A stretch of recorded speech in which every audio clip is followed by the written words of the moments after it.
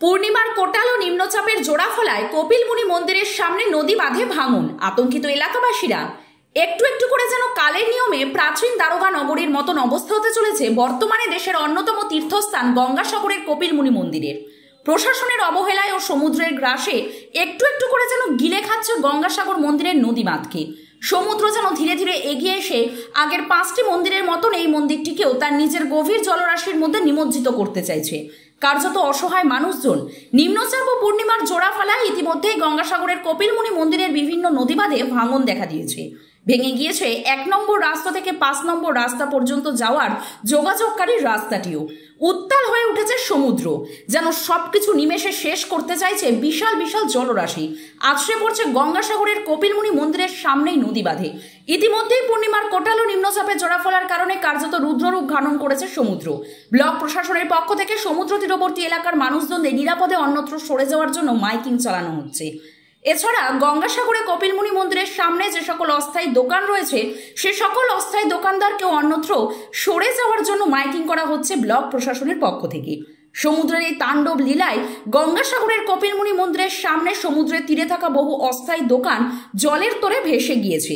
ফলে অসহায় হয়ে পড়েছে অসংখ্য মানুষজন, অসহায় হয়ে পড়েছেন ব্যবসায়ীরাও। বহু ব্যবসায়ী নিজেদের শেষ সম্বলটুকু আগলে রাখার চেষ্টা চালাচ্ছেন। সমুদ্রের কাছে অসহায় হয়ে গিয়েছে ব্লক প্রশাসনও।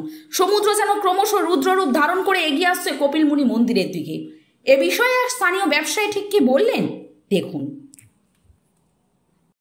একটা জিনিস কি যে পুরো সমুদ্র একবারে উঠায় আমাদের দোকানপাট এখানে সেখানে নিয়ে পুকুরের মতো লাগছে।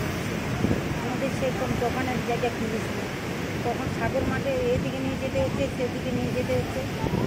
প্রচুর উঠাল এখানটায়। কি হচ্ছে সমুদ্র কি এখন সমুদ্র পরপর ভেঙে ভেঙে চলে যাচ্ছে, এখন কিছু অবস্থা নেই। আপনাদের দোকানদানি কি সরিয়ে নিতে হয়েছে? হ্যাঁ, সেটা প্রতি সময় সরিয়ে নিতে হচ্ছে, মিনিটে মিনিটে সরিয়ে নিতে হচ্ছে। পুলিশ কি বলছে? পুলিশ কি বলবে, আর ভাঙাচুরায় যেতে দিচ্ছে না, মাইকিং করছে। হ্যাঁ। কি নাম আপনার? আমার নাম সীতা দেবী।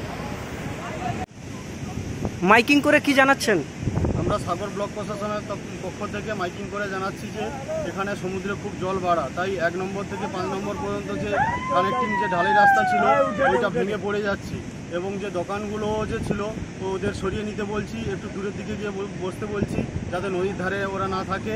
এবং তীর্থযাত্রীদেরও বলছি এখন আমাদের 6 নম্বর স্নানের ঘাটটা খোলা আছে, ওই দিকে গিয়ে নিরাপদে স্নান করার জন্য। 1 থেকে 5 বন্ধ আছে, এগুলো ভেঙে যাওয়ার জন্য আমরা তীর্থযাত্রীদের 6-এর দিকে পাঠাচ্ছি এবং সমস্ত দোকানদারদের নদীর ধার থেকে তুলে কিনারা থেকে তুলে দূরের দিকে সরিয়ে দিচ্ছি। কি নাম আপনার? আমার নাম প্রীতম দাস, সাগর ব্লক প্রশাসনের সিভিল ডিফেন্স।